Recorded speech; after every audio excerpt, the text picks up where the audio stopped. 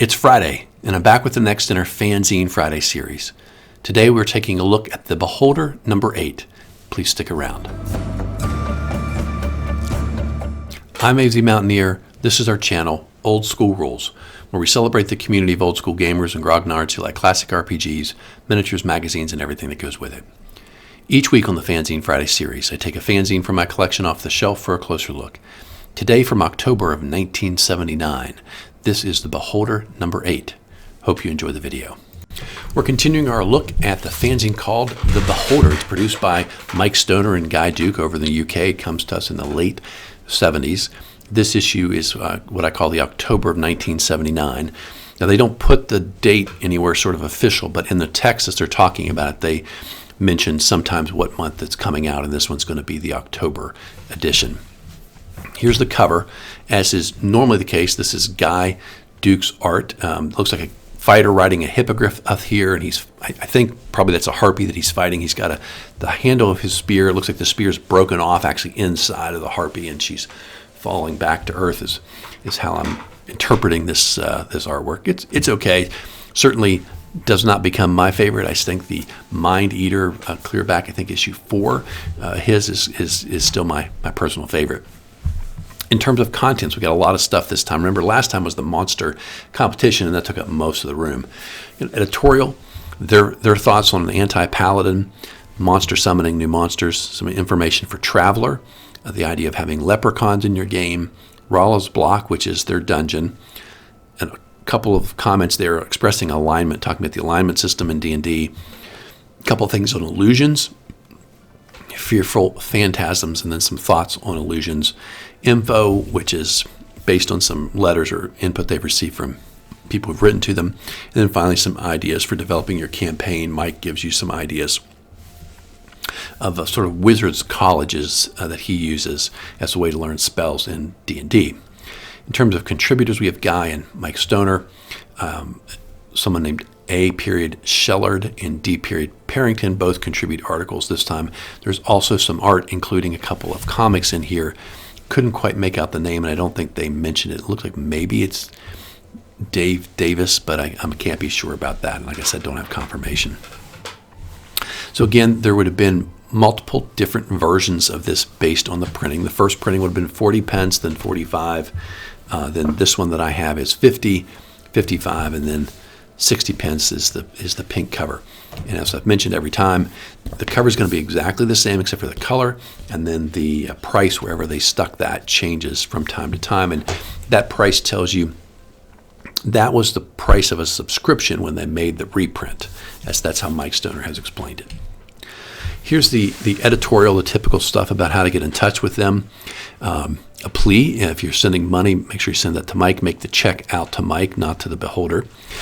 Later in the issue, they mention Underworld Oracle, but they've been to Dragon Meat 2, and they say there were some versions of the Underworld Oracle there at number 7, but they were sold out before Mike had a chance to get a copy.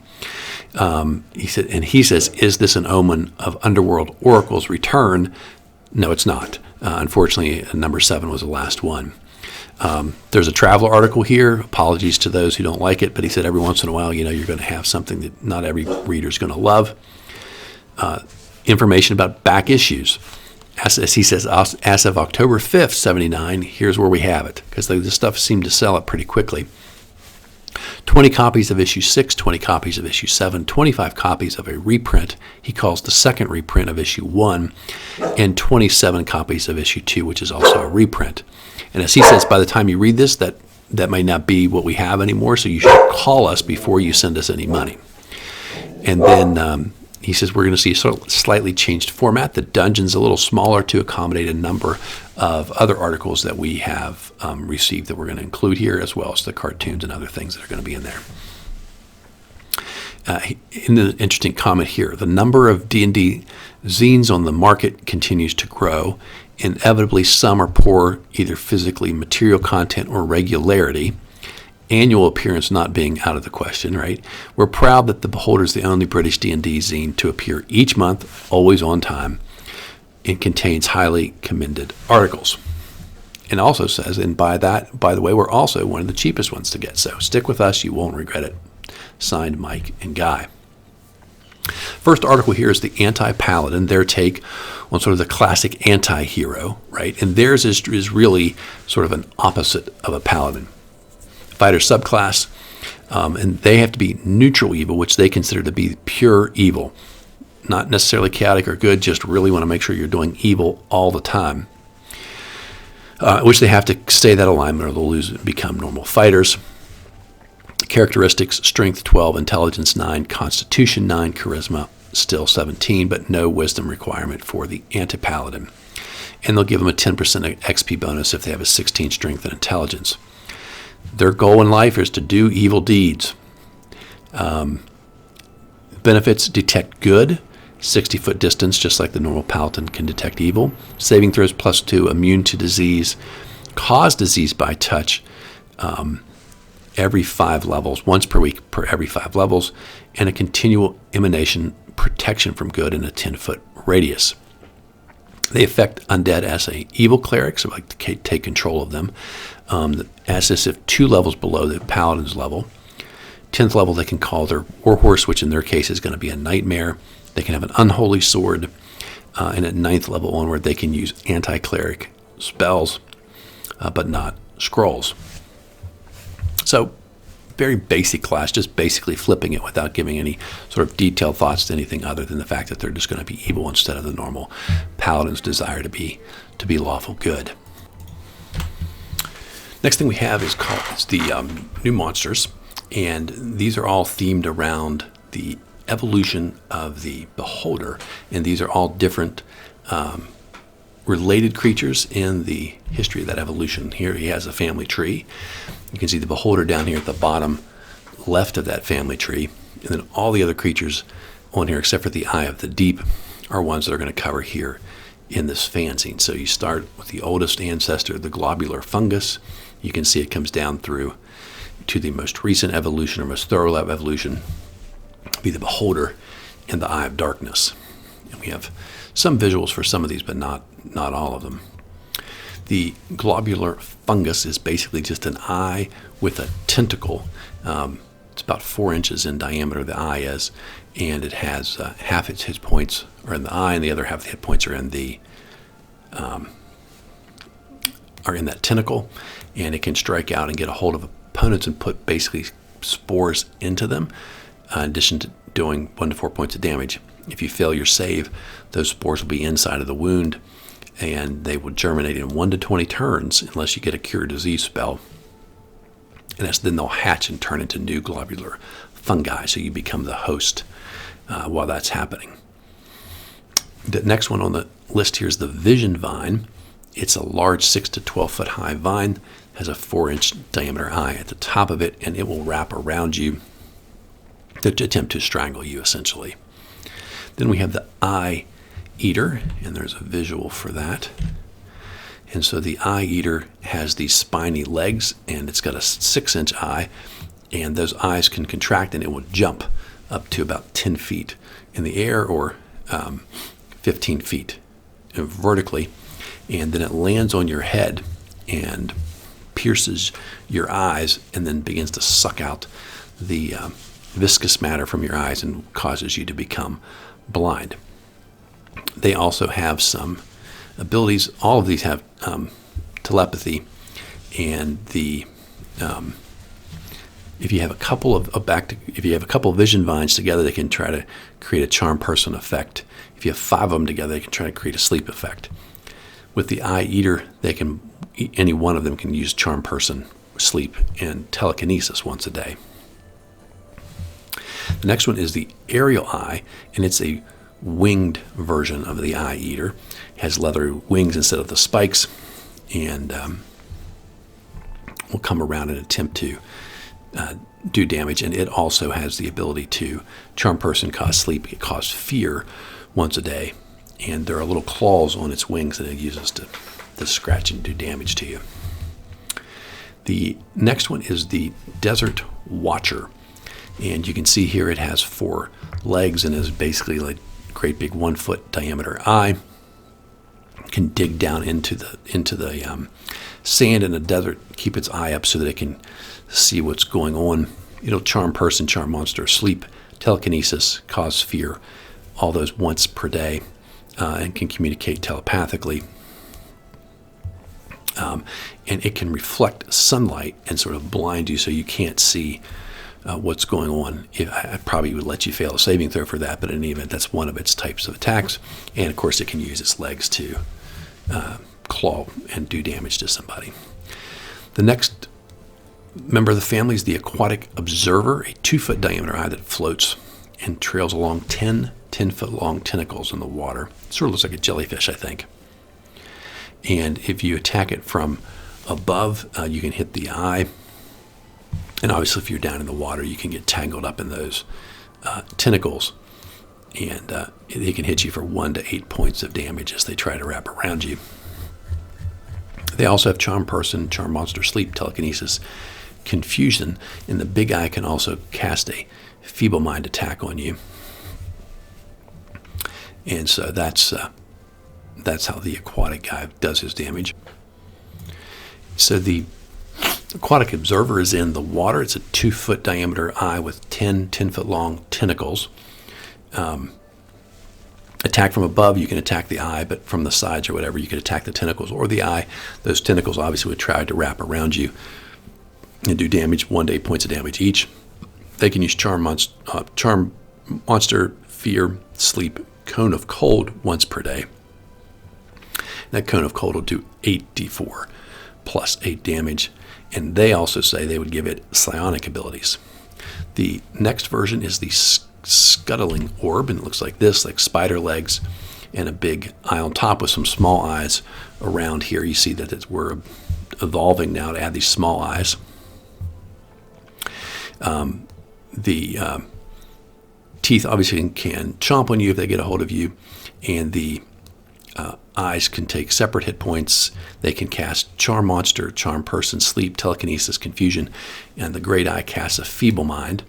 And so they have different, you'd have to assign spells to each of the small eyes, and so it would have to be facing, whatever way in order for those to be brought to bear on the opponents. But essentially, we're getting a little closer to the modern day beholder here.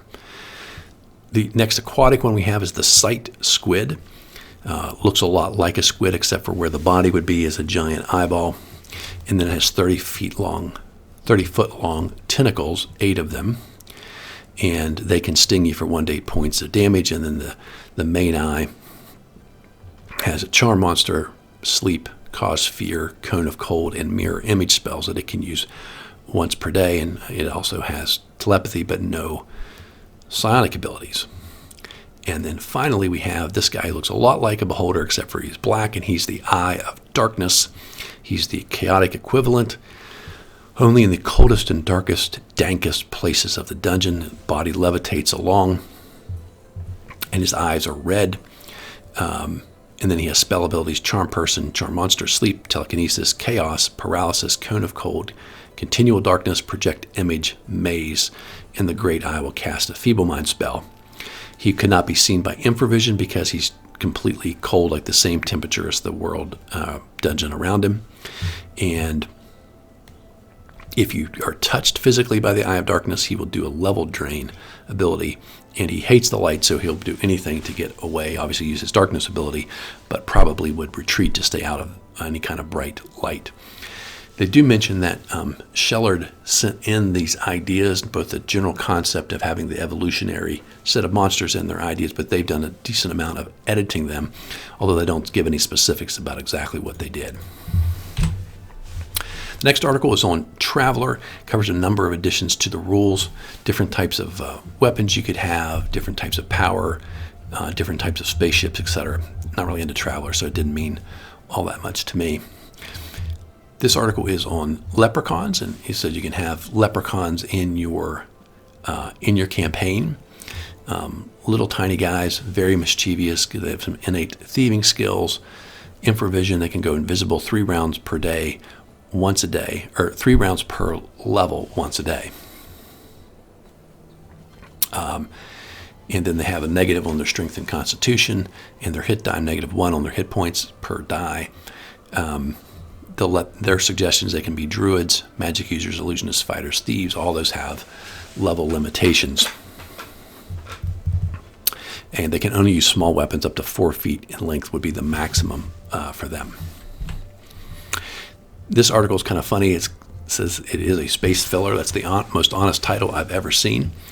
But it's just a suggestion, just a thought. If players are selling magical items to NPCs, the price should be different than what's in the book. And they say roll a d6, anywhere from 60% of what's there up to a maximum of 110%. And obviously you should limit what both in the number of people that might be interested in buying magical items and have enough money to buy magic items, but also what they might have available in trade as well. And don't forget to make anyone who has a lot of gold or magic items to sell has to be a pretty high level, and make sure they're either by themselves or with their guards or whatever. The player should not be able to sneak back later and kill that person to take their stuff. Here is our dungeon this time around. It's quite good. It's Rolla's block. Rolla is a magic user. You're going into this 4-layered building. It basically looks like a block. You go in at the bottom and you work your way up. It's good cohesion. Basically some goblins, some bugbears who are in there protecting this magic user. Lots of traps and tricks in here that you have to overcome. So I thought that was a really good balance between that and just straight up combat. Here's a copy of the map. You've got the first and second level, and then the third and fourth level. And again, it's in a block, and so you've got to go up to get to the top level. Shellard's got quite a good article here on alignment. His visualization is to draw these concentric circles, so it's not only good, evil, lawful on there, but then also sort of how far along the continuum, right? Because you could be really lawful, but not so good. And he's got this idea that you could move along the concentric circle towards a particular alignment, as well as obviously rotate from good to evil as you go around the circle. So that's this diagram here. And then he's got a second one where he conceptualizes like this and talks again about the fact that you can be, somewhere in the middle, and your actions can sort of move you. You can be lawful neutral, but you behave in a lot of good ways. You might drift towards lawful good, or vice versa, towards lawful evil, towards neutral, etc. And so his concept is, as you behave, you move along in there, but at some point you may actually cross the line, and then if there's alignment change, there could be consequences for that. A couple articles now on illusions. The first one called Fearful Phantasms. And it's very clear to me reading this that in the early days, at least in their campaign, people had a lot of issues with this spell, Phantasmal Force. I read in one article they said a lot of DMs they knew just completely banned it. It allows you to create a visual, pretty much anything you can come up with, which could be scary, right? And so here he's saying, with the example of the illusion, it says, I'll conjure up Asmodeus. And he talks about ways you want to respond to that, one of which is, does your character even know what this particular thing it's conjuring up looks like? Because you have to in order for it to be realistic, or the spell probably would fail. The other thing is that the creature that sees it has to know what it is in order to be afraid of it. Remember, it can't make any sounds. So it's not going to be able to speak. It's just you're going to have to see it. And so his point is, like, a random goblin would not run away from Asmodeus because he doesn't probably know who he is. And since he doesn't have any spell abilities or other ways to hurt them, there's nothing he's going to do that's going to scare him just by showing up. So unless it looks scary, it's probably not going to have much effect. So this article is similar, Thoughts on Illusions, and talks about, in particular, this spell and the way DMs counter it. So one of the things he says is that the caster has to be in range, so you got to stay close enough to the combat potentially to stay in range, and you have to keep the illusion real. So first off, how's this thing coming towards the opponents completely quiet, right? Because it doesn't create any noise. When it walks, someone could notice that it's not making any noise. That's the first giveaway. The second is when they fight, the caster has to be in a position to see where the creature was hit in order to try and create an illusion that a wound has occurred. Otherwise, it's going to be really odd if I hit somebody with a spear or a sword that not only is he not damaged, but can you see in order to put blood onto my sword? And so that's how they get around it, is by being really, make the caster see everything that's happening. It's not enough for the goblin or the ogre that attacks what you've created to see it. The magic user, the illusionist, has to see it in order to keep updating the illusion and keep it real.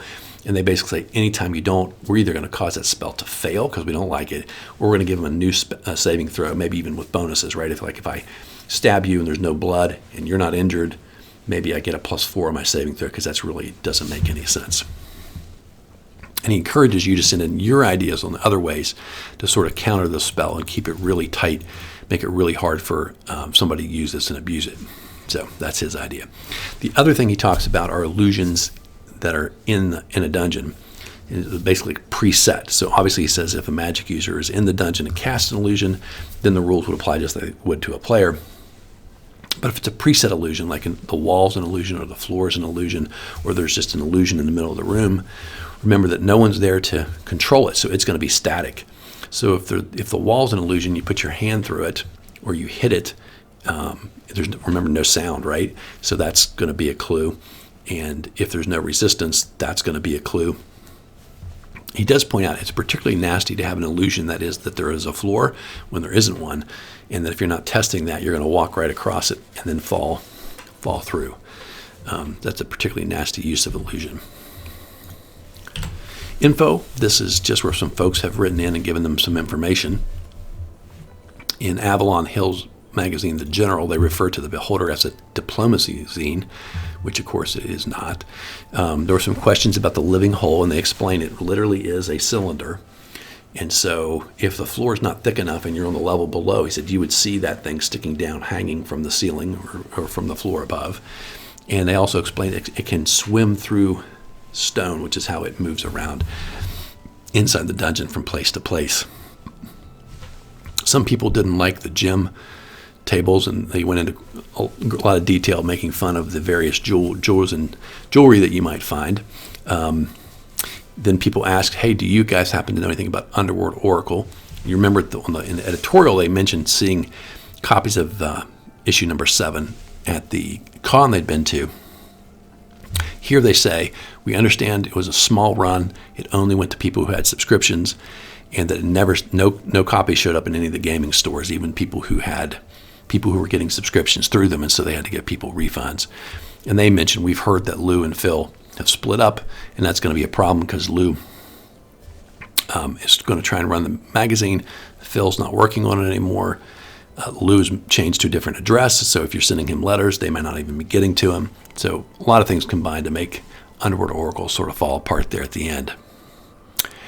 The article on alignment, they say some people criticize them, but they feel like if you read the DMG, their explanation of what the different alignments were like pretty well lines up with what Gary had in the Dungeon Master's Guide. And finally, a guy's written in with a magic item called the Arch Wand that does more damage because there's an arch. So it starts with D4, D6, D8, D10, D12, D10, D8, D6, D4, and then it's worthless. He says it's particularly interesting if the DM rolls that damage instead of the player, and so they don't know what's going on, and then suddenly it just won't work anymore. But anyway, it's just a magical bolt is what it casts. And then finally, this Mike has an idea for the archaic colleges in his campaign. These are ways that magicians can study, right? So the Dungeon Master's Guide talks about this idea that when you gain the experience points up a level, then you need to go out and actually pay someone and get trained. And so he says enterprising places would develop sort of colleges or guilds for magic users to learn this. And he has these rules. He says maybe there's some places that specialize in particular types of magic. Other places might be generalists. And he has two things you can do at these places. One, you can go there and train, pay your money to go up a level. And the other thing is you can go there he thinks his idea would be you could go there to try and learn particular spells, like you would study and you would pay to study. And you might be able to learn those spells at the end. And he has a little chart that you would look at, and basically you take the level and for the gaining a level, you look at the level you're trying to get to and your intelligence, and that gives you a percentage chance to do to learn enough to become the new level. And then you also, if you want to learn spells, take the level of your character and then how many spell levels you try to learn. You could just learn one spell, and you'd be much more likely to be successful. But maybe you spend the week and you learn 2 second level spells, which would be a total of 4 spell levels, right? Or you learn a 5th level spell, that'd be 5 spell levels.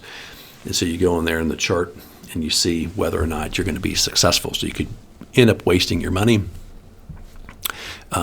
You could graduate with distinction, in which case you might get some money back. Depending on how well you do when you're learning spells, you get somewhere between every spell you tried to study, half of those spells, maybe even none of those spells you tried to study, depending on how bad you do. It's an interesting idea. I do like the idea of the Magician's Guild, and he points out, if you don't come up with something like this, which is a drain of money from the characters, right, which is sometimes a good idea, you can also end up with magic users who just can't find or learn spells. And so you might be 2nd or 3rd level and you still only have the 4 spells you started with, which is going to make being a magic user pretty miserable. So here's some ads. The first one is, are you coming to BakeOn? You may remember this from our discussion of the Palantir Fanzine. These guys created this convention in their hometown. And here they've purchased, I assume purchased, maybe they got it for free, but they've got an advertisement in the Beholder. A couple cartoons in here. We've got Fickle Mice, and this magic user or illusionist, I think it says on his hat, he's like, I'm going to use my suggestion scroll, and he goes through a door, and then there's the signs of combat, and he comes out like he's all black, like he got burned up. He said that didn't work. And then we've got this, it's a little cartoon or comic called Snitch, and the wizard says, meet the infamous Stomp Beast, inhabitor of desert heath and most warm climes. And the fighter says, well, why do they call it the Stomp Beast? And the beast jumps up and stomps him with his giant feet. I guess he stomps the magic user. And he goes, my hat is stuck in his foot, and that'll keep him busy. And then he says, luckily, I was cast reincarnation, but unluckily, I came back as a pile of goo.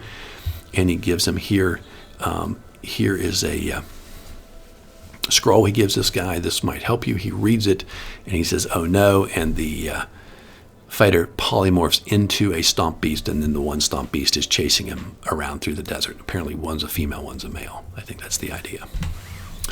Here's our back page, the typical stuff: advertisements, subscriptions, copyrights, contributions, and contact information.